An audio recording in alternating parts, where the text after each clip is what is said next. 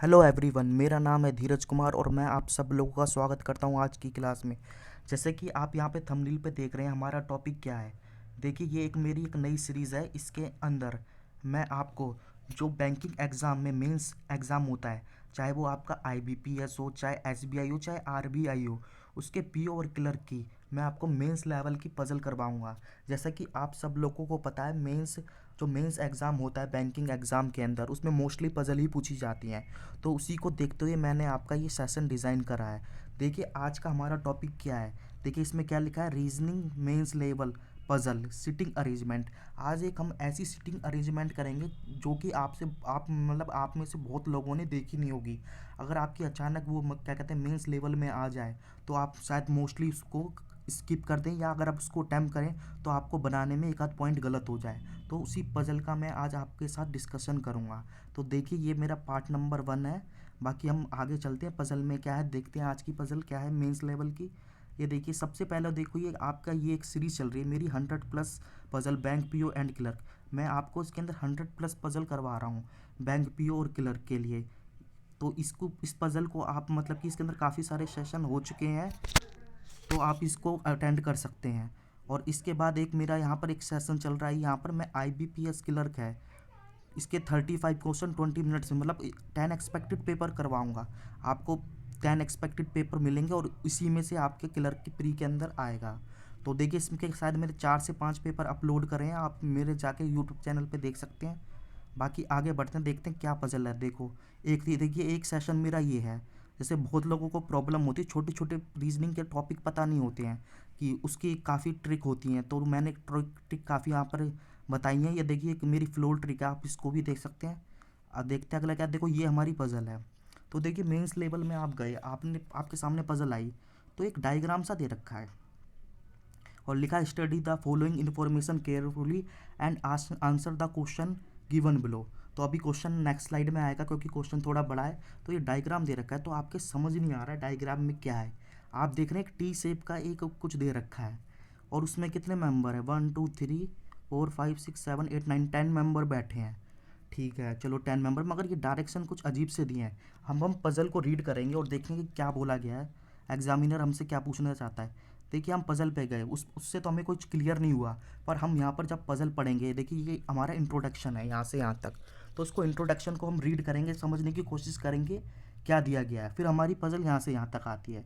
तो किसी भी पजल को समझने के लिए सबसे पहले जो इसका इंट्रो पॉइंट होता है वो समझना ज़रूरी होता है। अगर आपने इंट्रोडक्शन मेरे हिसाब से समझ लिया तो आपकी काफ़ी हद तक पजल आपके समझ आ जाती है, किस चीज़ पर दी है और क्या बोलना चाहता है। अगर आप इंट्रो ही नहीं समझ पाए तो आप मान लो यहाँ से स्टार्ट करोगे तो क्या समझ पाओगे, नहीं होगा।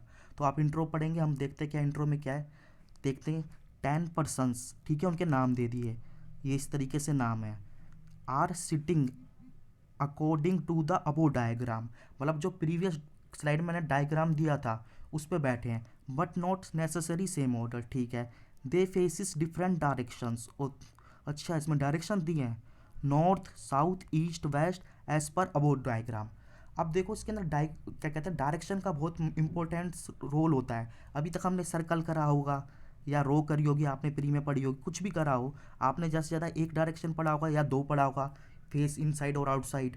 मगर इसके अंदर आपके देखो कितने डायरेक्शन है, north south east waste, 4 direction है। तो हमें डायरेक्शन समझने की ज़रूरत है। मैं आपको सबसे पहले डायरेक्शन समझाता हूँ, फिर उसके बाद मैं आपको पजल रीड करके बताऊँगा। देखिए डायरेक्शन में क्या है।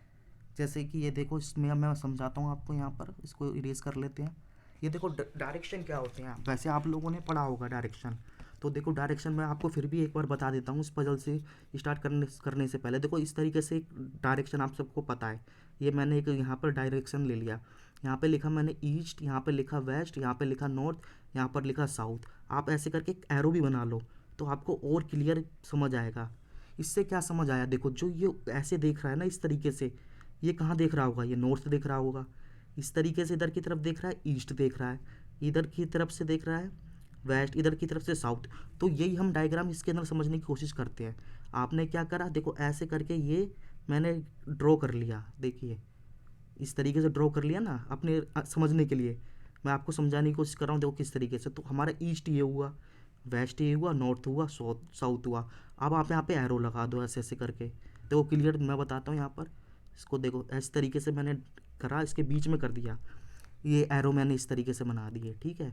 ये ईस्ट जो मैंने अभी डायग्राम बताया था, वेस्ट, नॉर्थ और साउथ। अब देखो जो ऐसे पॉइंट होंगे वो नॉर्थ देख रहे होंगे, आपको कितने समझने में आसान आएगा। देखो अब देखिए, जो ऐसे ऊपर की तरफ देख रहे होंगे इस अरेंजमेंट मतलब इस टी शेप में बैठे, तो कौन कौन बैठा है, देखो एक ये बैठा है, दूसरा ये बैठा है, ये दिख रहा है, तो हमें पता चल गया ये नॉर्थ है, मतलब इस तरह के। फिर देखो आप ईस्ट कौन, मतलब ईस्ट की तरफ कौन दिख रहा है, ये देखिए ईस्ट की तरफ ये देख रहा है, वेस्ट की तरफ ये देख रहा है, और बाकी जो नीचे देख रहे हैं इस तरीके से देखो 1 2 3, ये आपके साउथ देख रहे हैं। तो देखते हैं आप क्या समझे हम इस चीज़ से, आप समझ गए होगे। देखो ये वाले हैं, ये 1 2 3, ये आपके साउथ देख रहे हैं। ये वाला हो गया जैसे 1 2 और ये 3 मैंने यहाँ पर सर्कल में बताया, ये देख रहे हैं आपके नॉर्थ में। और देखिए इस तरीके का एक ये बचा, एक ये बचा, मैंने बताया था इस तरीके से कर ले ईस्ट, तो ये वाला देख रहा है आपका ईस्ट में, ठीक है, और ये वाला देख रहा है वेस्ट में। आप कंफ्यूज मत होना, कहीं इसको ईस्ट लिख दो, ईस्ट में तो है मगर ये ईस्ट में नहीं, मतलब होने के साथ ये आपका फेस कहाँ कर रहा है, हमें फेस रीड करना है, तो फेस के आपका वेस्ट में कर रहा है। सिमिलरली ये वाला कहाँ पर फेस कर रहा है, ये फेस कर रहा है ईस्ट में, वेस्ट में तो है मगर फेस ईस्ट में कर रहा है। एक मिनट स्लाइड खोल लेते हैं, कहाँ पर है,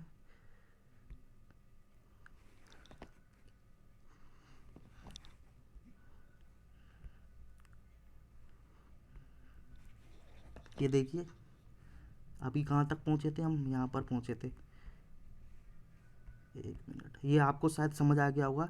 ये आपके हो गए सारे के सारे, ये 3 वाले मैंने बताया था साउथ फेस कर रहे हैं, और ये 1 2 और ये 3 जो सर्कल बनाया नॉर्थ, और बाकी इस तरीके से बना लो, ये आपका फेस कर रहा है ईस्ट ना कि वेस्ट, और ये वेस्ट फेस कर रहा है।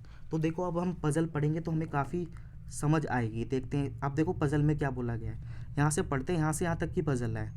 देखिए D seats third right of E who faces north. देखो इतना करने के बाद हम ना इस पॉइंट को बाकी आगे भी पढ़ लेते हैं। There are 4 person sit between F and G, both does not, ये देखो डज नॉट फेस साउथ, ठीक है। H and I are immediate neighbour of E, J who faces south, मतलब साउथ की तरफ देख रहा है direction, sits immediate left of F, K who is north faces north is immediate neighbour of I, L is sits immediate right of M. तो देखो इस तरीके से समझ नहीं आया, पर मैं आपको समझाता हूँ। देखो एक एक लाइन करके समझने की कोशिश करेंगे हम इसमें। जैसे पहले मैंने लाइन हाईलाइट करी है, D third right of he who faces north. तो देखो हु फेसिस नॉर्थ मतलब किसके बारे में बोल रहा है। जब भी हु आता है तो मैंने आपको कई क्लास में बताया, ही हु का मतलब होता है जो एक पर्सन, पहला डी है दूसरा ई है, तो ये ई के बारे में बोल रहा है, सेकंड पर्सन के बारे में बता रहा है। मतलब डी तो थर्ड राइट है आपके ई से, और ई कहाँ फेस कर रहा है, नॉर्थ, यानी हमें डायरेक्शन देखा है दे रखा है। तो देखिए पहले डायग्राम में आप देखेंगे मैंने यहाँ पर ई बना लिया, यहाँ पर ई बना लिया क्योंकि ये नॉर्थ फेस कर रहा है। मैंने बताया था जो ऊपर की तरफ जा रहे हैं इस तरीके के नॉर्थ की तरफ देख रहे हैं। अब देखिए किस तरीके से थर्ड इसमें राइट लेफ्ट है, इसके क्या कहते हैं ई। तो देखो लेफ्ट के लिए मैंने आपको बताया कई बार सर्कल में या रो में इस तरीके से चलना होता है। आप इसको सर्कल मान लो एक तरीके से, ये इस तरीके से चल रहे हैं राइट में, देखो राइट मतलब कि एंटी क्लॉकवाइज। तो इसका थर्ड राइट में जाओ, एक राइट सेकंड राइट और ये थर्ड राइट, तो डी यहाँ आ जाएगा। सिमिलरली आपका एक क्या कहते हैं ई यहाँ पर भी आ सकता है आपका, कहाँ है, ई फेसिस नॉर्थ, ठीक है। तो अब इसका आप जाओ थर्ड राइट, तो देखो थर्ड राइट कहाँ होगा इसका आपका, आप देखोगे, देखो एक तो हमने यहाँ ले लिया, ठीक है, दूसरा आप मैंने यहाँ पर बनाया ई। आप थर्ड राइट जाओगे देखो कहाँ आएगा, 1 2 3, 1 2 3, तो ई आपका यहाँ पर, एक मिनट पढ़ते हैं, D third right of E who faces E. अच्छा चाहिए, देखो ये गलत डायग्राम बना है, यहाँ पर आना चाहिए 1 2 3, तो ई आ गया। और थर्ड डायग्राम देखो हमारा इस तरीके से आएगा, ई आपका यहाँ पर था, कहाँ पर फेस कर रहा है, नॉर्थ में, बताया था ना इसने नॉर्थ में फेस कर रहा है। तो थर्ड राइट 1 सेकंड थर्ड, देखो ये वाला डायग्राम थोड़ा गलत बना हुआ है, ये टाइपिंग में मिस्टेक हुई, आप इसको ई यहाँ मानो और 1 2 3 डी यहाँ पर आएगा। देखो अब हम आगे चलते हैं, देखो इस तरीके से हमारी 3 पॉसिबिलिटी के साथ स्टार्ट करा। फिर जैसे ही हम आगे बढ़े, इसमें लिखा था there are 4 person sit between F and G, ठीक है, and both does not face is south, मतलब ये साउथ फेस नहीं कर रहे हैं, मतलब साउथ का मतलब है ये इधर नहीं आएंगे, इधर, और सिमिलरली इधर। बाकी ये जितने भी बचे हैं ना ये यहाँ पर कहीं भी आ सकते हैं। हमने देखा पहली पॉसिबिलिटी में ई हमारे यहाँ था, डी हमारा फिक्स था। हमने मान लो कि ई और 4% लिखा ना सिट बिटवीन, इसमें बताया नहीं है कौन किसके राइट में कौन लेफ्ट में, तो एफ और जी में पॉसिबिलिटी आएगी। ये देखिए मैंने एफ जी बनाया है यहाँ पर, इनके बीच में कितने पर्सन है 4, 1 2 3 4, तो देखो एफ जी आ गया। आप यहाँ पर बैठा नहीं सकते, क्यों नहीं बैठा सकते, ऑलरेडी क्या कहते हैं ई बैठा है। चलो आपके मन में आ रहा होगा एफ जी यहाँ बैठा लें, मैंने एफ और जी यहाँ बैठा लिया, तो 1 2 3 4, तो एफ और जी यहाँ आएगा। पर इसने लिखा था both does not faces south, ये तो साउथ कर रहे हैं, तो इस तरीके से ये गलत हो गया। तो हमारी एक पॉसिबिलिटी बचती है यही। सेकंड में हम गए, देखो यहाँ पर तो देखो डी नहीं है, यहाँ पर था ना 1 2 3 डी, इसको यहाँ मान लो, ये हटा लो। पर इन दोनों के बारे में तो फिक्स दे रखा है ना आपका, एफ और जी के बीच में कितने हैं 4% है। तो देखिए ई तो फिक्स था, यहाँ पर साउथ देख रहा है, मैंने एफ जी यहाँ बैठाया पहले, इसको इरेज कर लेते हैं, मैं समझाता हूँ। देखो एफ जी मैंने यहाँ बैठा लिया, मान लो एफ जी, तो इनके बीच में 4 हैं, तो 1 2 3 और 4, एफ जी में से एक यहाँ आएगा। पर ऑलरेडी आपका ई बैठा है तो आ नहीं सकता, तो पहली ये वाली हमारी पॉसिबिलिटी हो गई एलिमिनेट। अब हम सेकंड पे चलते हैं जो हमने डायग्राम में बनाई है। चलो एफ जी मैंने यहाँ ले लिया, तो आप देखोगे 1 2 3 और 4, एफ जी इधर आ गया। चलो ठीक है, आप सोच रहे हो कि इधर इधर करके देखते हैं, चलो मैं बताता हूँ। डी के इधर तो एफ जी आएंगे नहीं क्योंकि ऑलरेडी बैठा हुआ है, तो एफ जी मैंने यहाँ बैठा दिया। तो देखो 1 2 3 और ये 4, देखो एफ जी यहाँ आ गया। पर यहाँ लिखा था both does not faces south, तो इनमें से कोई ना कोई एक साउथ में तो होगा, तो ये गलत हो गया। तो हमारी एक ही पॉसिबिलिटी बनी यहाँ पर, देखिए एक पॉसिबिलिटी एफ जी यहाँ पर आएगा और एफ जी यहाँ पर आएगा, इस डी को यहाँ कर लेना। ठीक है, अब हम थर्ड पे चलते हैं जो हमारी थर्ड पॉसिबिलिटी थी। देखिए जैसे हम थर्ड पॉसिबिलिटी में चले, देखो ये तो हमारे ठीक थे, ई इधर है डी इधर है, तो देखो एफ जी मैंने यहाँ कर लिख लिया। ठीक है, तो 1 2 3 और 4, देखो 1 2 3 4, 4% थे, तो एफ जी इस वाले में आ गए। आप इधर करोगे, देखो इधर करके देखते हैं आता है नहीं आता। एफ जी मैंने यहाँ रखा तो 4% थे बीच में, 1 2 3 4, तो एफ जी में से एक यहाँ आएगा, ऑलरेडी डी बैठा नहीं आएगा। आपने यहाँ रख के देखा तो 1 2 3 4 और यहाँ पर आ जाएगा एफ जी, तो बताया था एफ जी में से कोई भी आपका साउथ फेस नहीं कर रहा, तो रॉन्ग आ जाएगी। तो इसमें भी हमारी एक ही पॉसिबिलिटी आई, एफ जी में से एक यहाँ आएगा या यहाँ आएगा, पर अभी अभी पता नहीं है। हम आगे क्वेश्चन में बढ़ेंगे, देखेंगे क्या बोला गया है। चलो बढ़ते हैं आगे क्वेश्चन में। देखिए अब इसके अंदर मैंने आपका थर्ड पॉइंट हाईलाइट करा है, H and I are immediate neighbour of E. ये देखो ये हमारी काफ़ी प्रॉब्लम को सॉल्व कर देगा। क्या बोल रहा है, H and I are immediate neighbour of, इसका मतलब आपको पता होगा, मतलब एच या आई होगा या आई या एच होगा, ये इमीडिएट नेबर है ई के। मतलब इमीडिएट का मतलब आपको पता ही है, आपने प्री में पढ़ा होगा, एकदम बगल वाला होगा। तो देखो एच आई यहाँ हो सकता है या यहाँ हो सकता है, मगर ये तीनों एक साथ आएंगे, कहीं भी आएंगे। अब हम इस पॉइंट को इम्प्लीमेंट करने की कोशिश करते हैं। पहले डायग्राम में देखिए, ये देखिए ई हमारा यही था, तो एच आई में से एक इधर आना चाहिए, एक इधर आना चाहिए इधर। तो देखो इधर तो एच आई में से एक आ जाएगा, मगर इधर तो ऑलरेडी एफ जी बैठे हैं, मतलब एफ या जी में से एक आएगा। तो आप किस तरीके से एच आई इधर बैठा सकते, तो ये आपका डायग्राम हो गया एलिमिनेट। ठीक है, अब सिमिलरली हम इस कंडीशन में चलते हैं, यहाँ पर डी यहाँ पर हटाओ, डी यहाँ था। तो देखिए इस तरीके से अब क्या बोल रहा है, H and I immediate neighbour of E. देखो ई तो ये फिक्स था हमारा, तो देखो एच या आई में से एक इधर आएगा या एच आई में से एक इधर आएगा। पर यहाँ पर देखो कि एफ जी में से एक आना है, यानी कि ये भी हमारा गलत हो गया।